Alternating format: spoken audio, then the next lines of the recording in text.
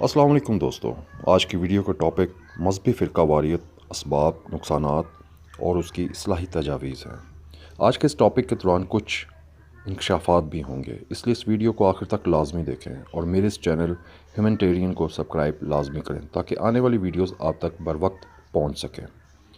دوستو، آج دنیا میں مسلمان جن مصائب اور آفات کا شکار ہے، ان کا سب سے بڑا سبب آپس کا تفرقہ خانہ جنگی ہے، ورنہ عددی کثرت اور مادی اسباب و وسائل کے اعتبار سے مسلمانوں کو سابقہ ادوار میں ایسی طاقت حاصل نہ تھی جیسی آج حاصل ہے۔ اگر آج امت مسلمہ پر نظر دوڑائی جائے تو یہ امت کے بجائے ایک منتشر ہجوم نظر آتی ہے، جس میں دور دور تک کسی اتحاد کا امکان دکھائی نہیں دیتا۔ وہ بات بھی پرانی ہے کہ جب اس امت میں سیاسی، نسبی، نسلی، لسانی، وطنی اور طبقاتی تفرقہ تھا۔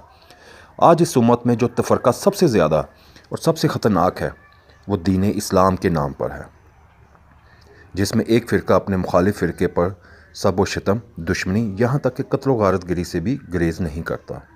ایک طرف تو اس خانہ جنگی کے ذریعے امت میں تباہی پھیلائی جا رہی ہے، تو دوسری جانب ہر دوسری قوم ہم مسلمانوں کو اپنے اندر جذب کر کے ہمارے وجود کو ختم کرنے کے در پہ ہے۔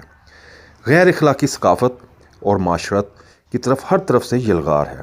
اپنی حکومتوں کی جانب سے اسلام کے نام لیوا افراد پر عرصہ حیات تنگ کیا جا رہا ہے اور ملحدانہ اقدامات کے ذریعے عقائد کو خراب کیا جا رہا ہے۔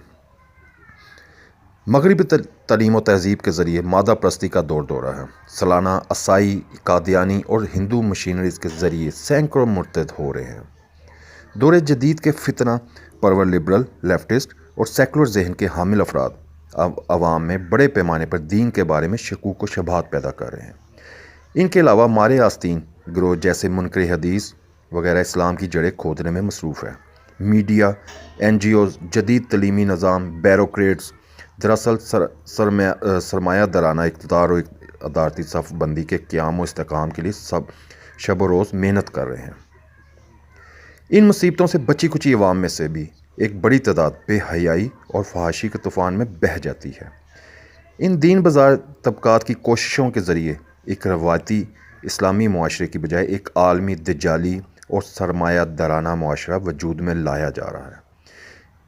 انشاءاللہ اگلی ویڈیو میں اس ٹاپک کے باقی پوائنٹس پہ بات کریں گے اور ان میں سے کچھ خاص انکشافات بھی کریں گے۔ ابھی تک کے لیے السلام علیکم ورحمۃ اللہ وبرکاتہ۔